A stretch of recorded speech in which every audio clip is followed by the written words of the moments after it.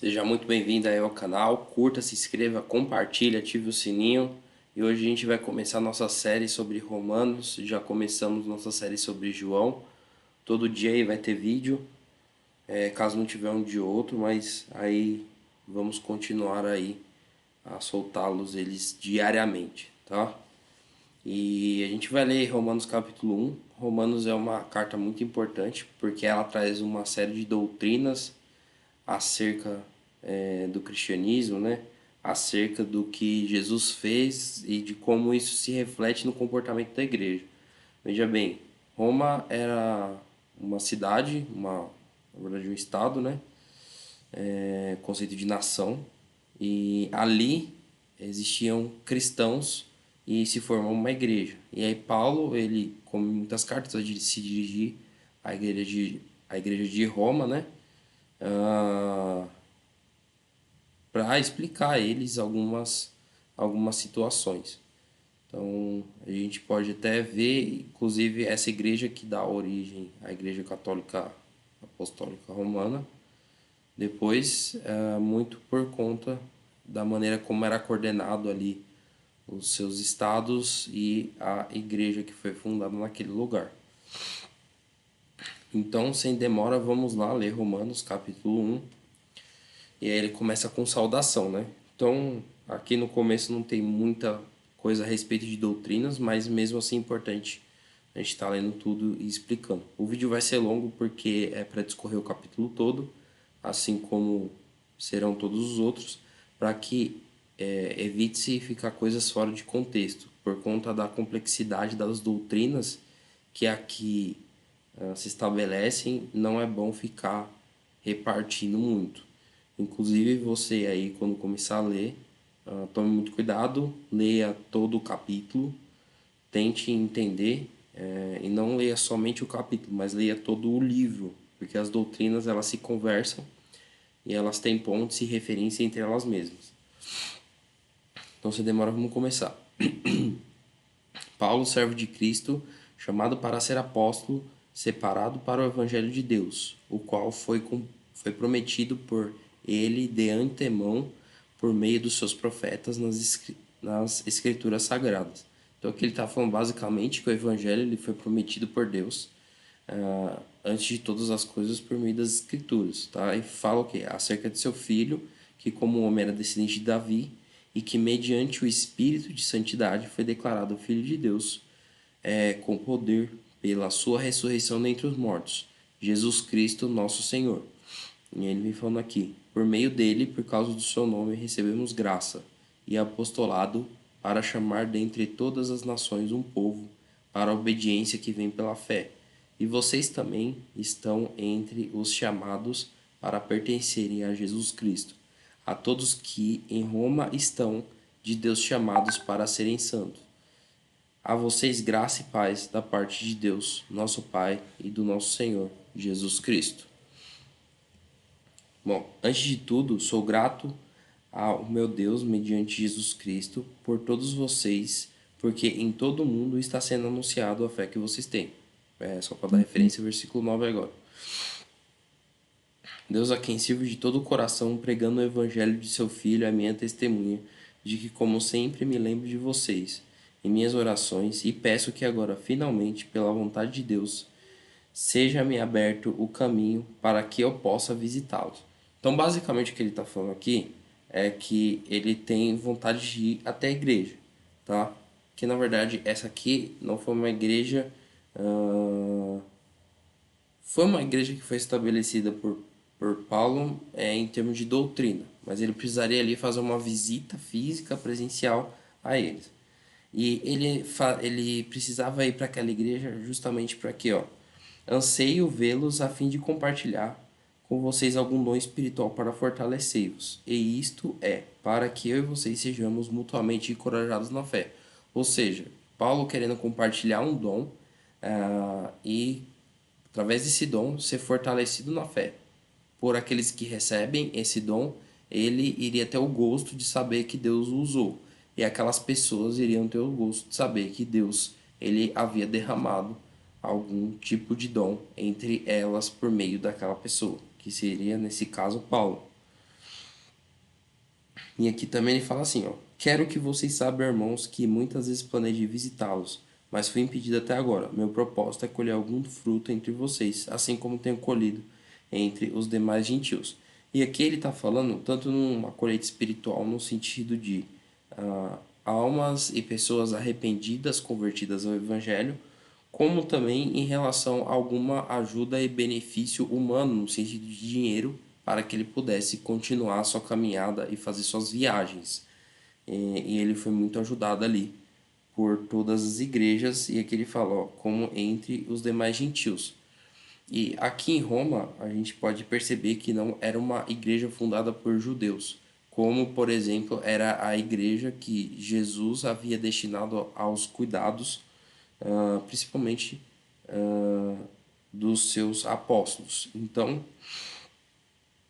essa igreja aqui era uma igreja de pessoas não judias, tá? Fundada por pessoas não judias, no sentido de a maioria de seus membros ali, eles não eram judeus da circuncisão, mas ele era pessoas que creram ali simplesmente, tá? Ó, ele fala aqui: sou devedor tanto a gregos como a bárbaros, tanto a sábios como a ignorantes. Isso porque todo aquele que não era grego ou romano, ele era considerado um bárbaro, tá? Principalmente porque as pessoas, elas ali decidiam as suas questões baseadas em política, e todo aquele que não resolver suas questões baseadas em política, ele era considerado um bárbaro. Muito bem. Por isso estou disposto a pregar o Evangelho também a vocês que estão em Roma. Não me envergonhe do Evangelho, porque é o poder de Deus para a salvação de todo aquele que crê, primeiro do judeu, depois do grego. Porque no Evangelho é revelada a justiça de Deus, uma justiça que, do princípio ao fim, é pela fé. Como está escrito, o justo viverá pela fé. Então ele está falando que aqui, basicamente, desde o Antigo Testamento até o Novo, não importa, a justiça de Deus, ela vem pela fé. Porque o justo viverá pela fé. E as pessoas que têm fé em Deus, elas então seriam justificadas. Não só uma fé de falar, mas uma fé de também agir, tá? E aqui começa, vamos dizer assim, uma bronca de Paulo à igreja. Então ele começa a falar da ira de Deus contra a humanidade no sentido geral. E aí a gente vai ver o 18 aqui, ó. Portanto, a ira de Deus é revelada dos céus contra toda a impiedade e injustiça dos homens que suprimem a verdade pela justiça. Ou seja, esses homens que conhecem a verdade, só que eles oprimem, suprimem essa verdade porque eles praticam a injustiça. Ou seja, apesar de alguns dos homens saberem a verdade e terem a verdade revelada a eles, eles suprimem e escondem essa verdade em justiça, como se os atos que eles fizessem se sobrepossem a essa verdade. E aí fala aqui, o que acontece a esses homens que suprimem a verdade de Deus em justiça? Pois o que Deus se pode conhecer é manifesto entre eles, porque Deus lhes manifestou. Ou seja, aquilo que de Deus poderia ser conhecido, ele já é conhecido porque Deus manifestou a eles, não que eles por si mesmos tivessem capacidade de ter essa manifestação. Pois desde a criação do mundo, os atributos invisíveis de Deus e seu eterno poder e sua natureza divina têm sido vistos claramente, sendo compreendidos por meio das coisas criadas, de forma que tais homens são indesculpáveis. Então aqui a gente começa a tratar de um assunto chamado revelação geral, onde Deus, por meio da natureza, ele revela os seus atributos invisíveis. Ou seja, se a gente pensar em termos naturais, a gente tem duas grandes obras que falam de Deus. Uma é a Bíblia, que ela é a palavra de Deus, então ela fala a respeito de Deus de maneira explícita, e outra é a criação, então ela fala de Deus de maneira implícita. Na verdade, os atributos de Deus eles são revelados através da criação, como se a criação fosse uma tivesse recheada da impressão digital de Deus ali. Então, nesse sentido, eu também, como cientista, considero que as ciências naturais são formas de conhecer, compreender os atributos de Deus. Então, nada mais é do que a ciência é uma forma de nós conhecermos as qualidades, os atributos de Deus, aqueles atributos em que ele revela dentro da natureza. E eu poderia citar aqui um monte de exemplos, mas isso aqui não é para isso, tá? Então vamos deixar isso aqui para depois e vamos continuar aqui no texto. Depois eu posso fazer um vídeo especificamente falando de como a natureza ela revela o poder e os atributos de Deus. 21. Porque tendo conhecido a Deus, não glorificaram como Deus, nem lhe deram graças, mas os seus pensamentos tornaram-se fúteis, e o seu coração insensato deles obscureceu-se. Então, essas pessoas, por terem conhecido a Deus através da criação, elas não renderam graças a Deus como deveria. E por isso, o que acabou acontecendo com elas? Elas tiveram seus pensamentos transtornados e o coração dessas pessoas ficaram no escuro, como se não tivessem a luz. Isso por conta da maneira como eles reagiram à revelação de Deus. Essas pessoas aí, que é uma coisa engraçada, ó, dizem-se sábios e tornaram-se loucos. Ou seja, as pessoas que mais rejeitam aquilo que se pode falar de Deus, elas são as que se consideram mais sábias. Mas na verdade, o que elas acham que são sabedoria as torna loucas. E trocaram a glória do Deus mortal por imagens feitas segundo a semelhança do homem mortal, bem como pássaros, quadrúpedes e répteis. E aqui ele começa a falar a respeito do que? De idolatria. Então essas pessoas, elas começam tendo uma vez a revelação de quem é Deus e das coisas de Deus, elas não rendendo graça e o seu coração se obscurecendo, elas começam a adorar o que? A própria criação de Deus. De maneira que elas adoram tanto o homem mortal como pássaros, répteis e quadrúpedes, que seriam os animais. Então, a gente pode ver isso até, por exemplo, no Antigo Egito, onde nós víamos deuses com cabeça de cachorro, Anubis, cabeça de gato. Então, tinha uma série de deuses que eram uma mistura de figura humana com animais que retratam bem como o coração dos homens se obscurecem uma vez que eles, tendo acesso ao conhecimento de Deus, eles o ignoram completamente. E aí aqui diz: por isso Deus os entregou à impureza sexual, segundo os desejos pecaminosos do seu coração, para a degradação do seu corpo entre si. Ou seja, essa impureza sexual, ela faz com que os corpos dessas pessoas se degradem entre si.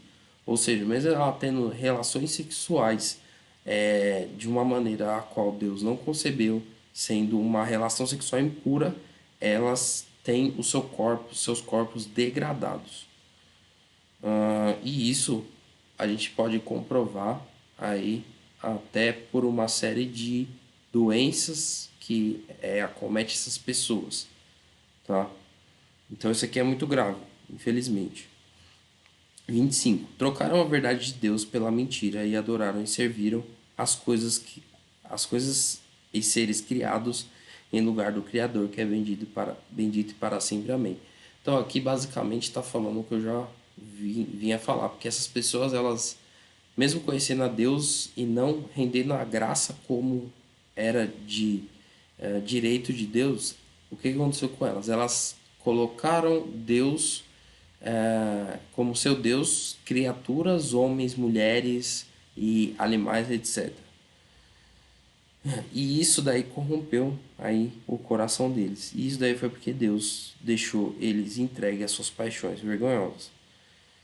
E aqui fala aqui, ó, que até as suas mulheres trocaram a, as suas relações sexuais naturais por outras contrárias à natureza. Da mesma forma, os homens também abandonaram as relações naturais com as mulheres e se inflamaram de paixões uns pelos outros, começando a cometer atos indecentes, homens com homens, e receberam em si mesmo o castigo merecido pela sua perversão. Ou seja, que fala que esse tipo de relacionamento de homens com homens e mulheres com mulheres vai trazer um castigo em seus corpos mortais, e isso daqui é consequência da sua perversão. Além do mais, visto que desprezaram o conhecimento de Deus, ele os entregou a uma disposição mental reprovável para praticarem o que não deveriam. Ou seja, a condição mental dessas pessoas, elas os leva a praticar aquilo que não deveria, que é contra a natureza. Só não somente em relação à sexualidade, mas em relação à própria natureza e espiritualidade do homem. Homem no sentido geral, de homem e mulher. Bom, tornaram-se cheios de toda a sorte de injustiça. Opa, vou vir um pouquinho mais atrás, contra a natureza. Beleza? Ó, além do mais, visto que desprezaram o conhecimento de Deus, ele os entregou a uma disposição mental reprovável para praticar o que não deveriam, foi o que eu acabei de falar. Tornaram-se cheios de toda sorte de injustiça, maldade, ganância e depravação. Estão cheios de. Ó, então aqui ele já falou, ó, injustiça, maldade, ganância, depravação. Estão cheios de inveja, 5. Homicídios, rivalidades, engano, malícia. São bisbilhoteiros, 10. Caluniadores, inimigos de Deus, insolentes, arrogantes, presunçosos, 15. Inventadores de male, inventam maneiras de praticar o mal, desobedecem os seus pais, são insensatos, desleais, sem amor pela família, 20. Implacáveis, 21. 21 qualidades negativas dessas pessoas. Embora conheçam o justo decreto de Deus de que as pessoas que praticam tais coisas merecem a morte, não somente continuam a praticá-las, mas também aprovam aqueles que a praticam. Então, muito bem. Esse último versículo ele resume bem sobre pessoas que fazem isso daqui, mas não só fazem, como também incentivam pessoas a fazerem. Então, no sentido de essas pessoas não basta só fazer, ela incentiva e quer com que outras pessoas tomem o mesmo partido e façam as mesmas coisas que elas mesmas estão fazendo. Porque não basta você fazer o mal, você também tem que incentivar as outras pessoas a fazer o mal e fazer coisas ruins para as outras. Então, aqui a carta de Romano, ela consolida a maneira como o homem reage a Deus e qual que é o fruto dessa reação. Se agradando a Deus ou desagradando a Deus, a forma como ele reage, obscurecendo o seu coração, tornando-se louco e de toda sorte de coisas erradas, corrompendo aquilo que ele faz para coisas que não deveriam ser feitas.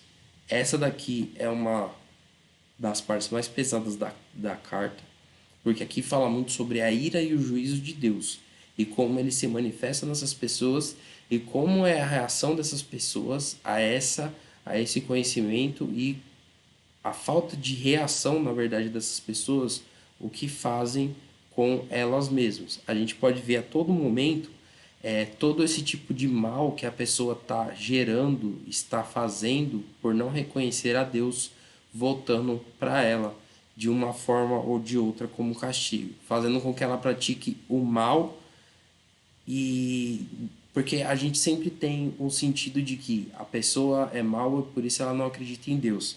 Mas na verdade, aqui é o contrário. Aqui demonstra que a falta do amor e do conhecimento de Deus reverte na prática do mal dessas pessoas. Ou seja, essas pessoas não é, elas não odeiam Deus porque praticam o mal, mas elas fazem o mal porque na verdade elas têm ódio de Deus e aversão ao conhecimento e à revelação do Eterno.